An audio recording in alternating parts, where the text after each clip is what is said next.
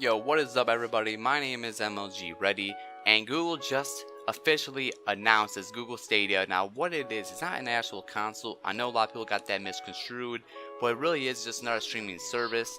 And what is the biggest potential of this? Well, the difference between this and PlayStation Now is that you have to have a PlayStation 4 to use that service. The difference between GeForce Now is you must have a computer to use that system. I think you also need to have a NVIDIA graphics card probably to use it since it's GeForce. But the biggest thing with Google Stadia is that you can use your phone, you can use a tablet, you can use an iPhone, an Android, you can use anything that can connect to a Google device. So even an old computer from probably 2005 could use this service as long as it has appropriate internet.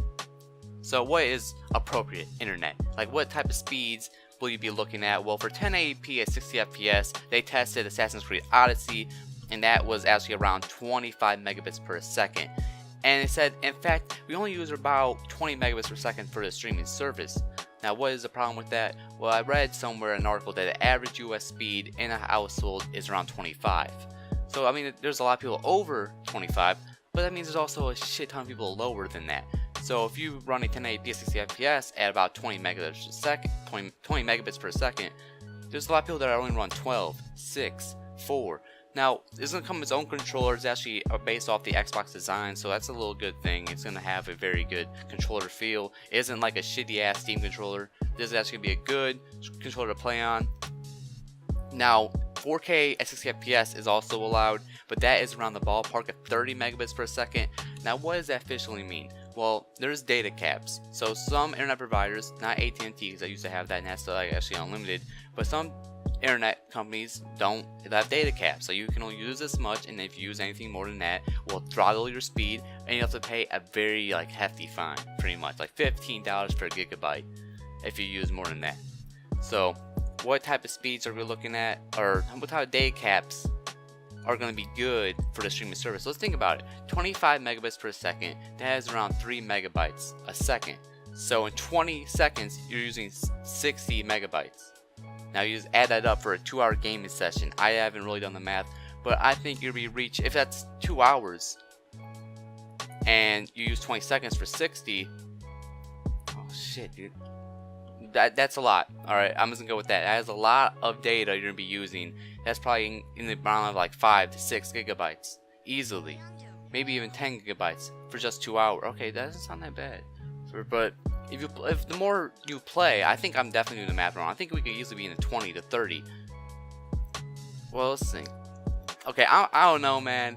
I think with 25 megabits per second to do this live streaming, you're gonna be using a lot of data.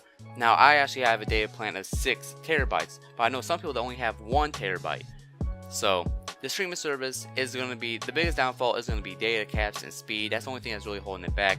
So if people think this is going to destroy PlayStation or Microsoft, it's not really going to happen. Then the lowest resolution you can play at is actually at 720p. And I think the spokesperson, Harrison, also said that Google is working on a very clever technology that will protect game progress in the event of a sudden internet droppage. So when is Stadia launching? It hasn't really confirmed it.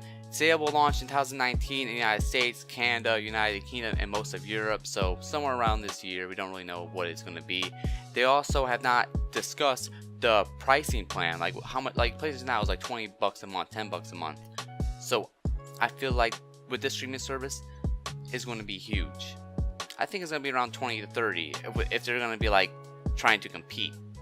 I mean, if they were trying to compete, it'd be like $10, but I mean, these people on any device, phone, like, dude, there's gonna be a huge demand, because with PlayStation Now, you only had a PlayStation 4, but now you have like several devices that can connect at once, even in the same household, playing the same games. There's gonna be a lot of people that are actually going to attack this network. So Google has to come out with a very hefty, like, okay, yeah.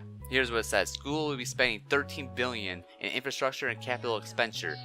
So that is a huge investment for us. As I was saying, there's going to be so much hefty cost to use the streaming service, or to actually develop the streaming service. So yeah, that's the coolest thing about it. You can use it on any device at any time as long as you have a good internet connection.